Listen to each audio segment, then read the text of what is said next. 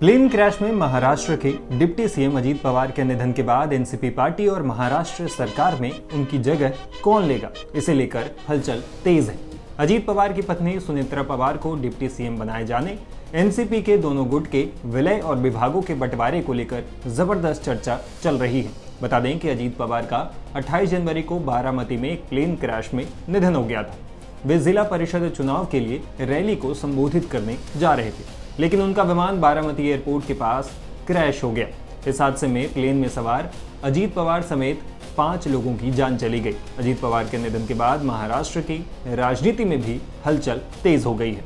इसी बीच शुक्रवार को एनसीपी के कई वरिष्ठ नेता सीएम देवेंद्र फडणवीस से मिलने उनके घर वर्षा बंगले पहुंचे थे। इन नेताओं में प्रफुल्ल पटेल, छगन भुजबल, सुनील तटकरे शामिल थे। मीटिंग करीब आधे घंटे तक चली। इसके बाद सीएम फडणवीस से बातचीत के बारे में प्रफुल्ल पटेल ने जानकारी भी दी है। हमारे नेता आदरणीय अजीत दादा पवार का परसों दुखद निधन हुआ।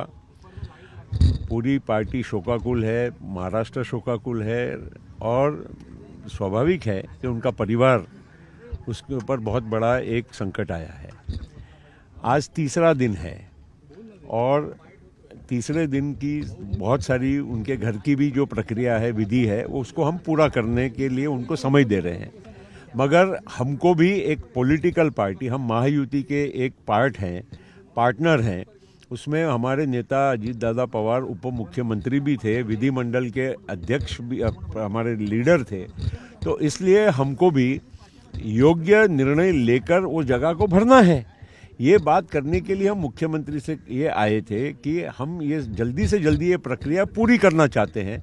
और ये भी मैं कहना चाहूँगा, बार बार कहना चाहूँगा कि एक बार उनसे परिवार से बात तो करना पड़ेगा।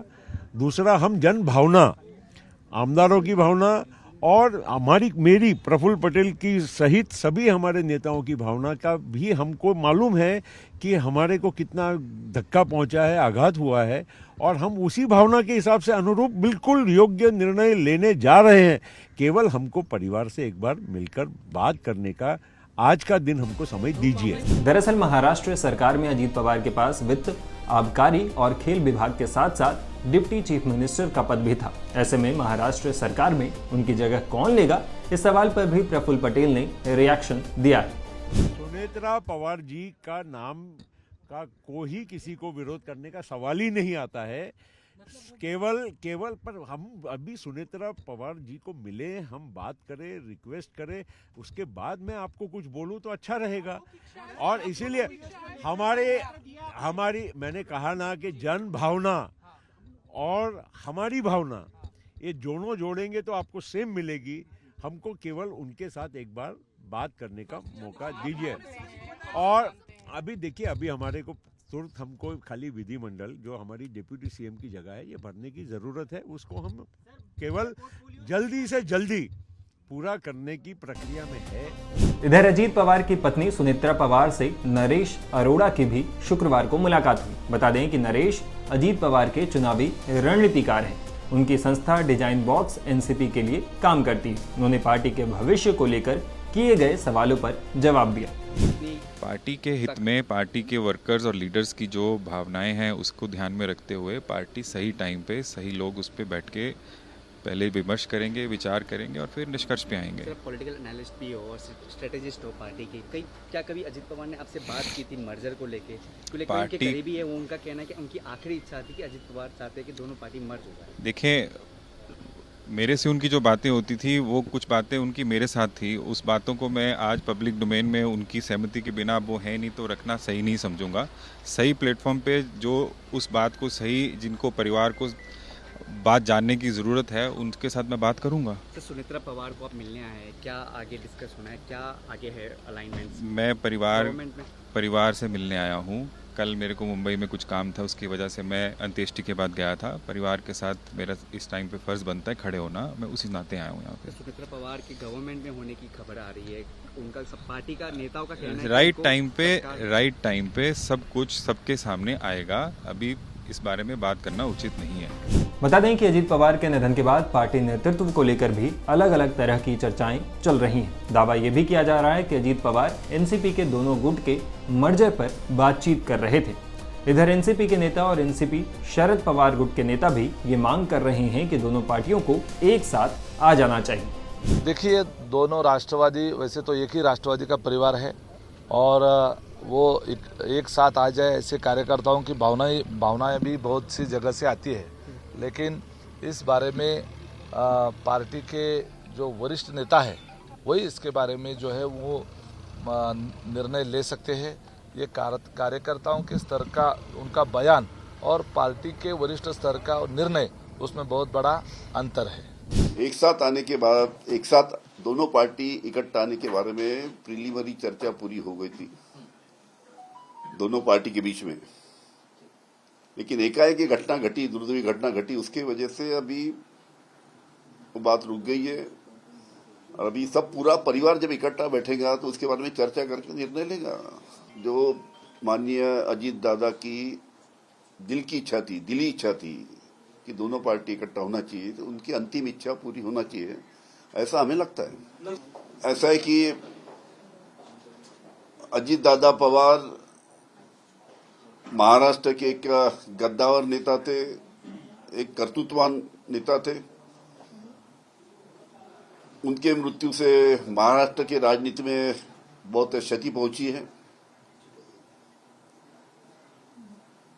कल ही अजीत दादा का अंत्यविधि कल बारामती में हुआ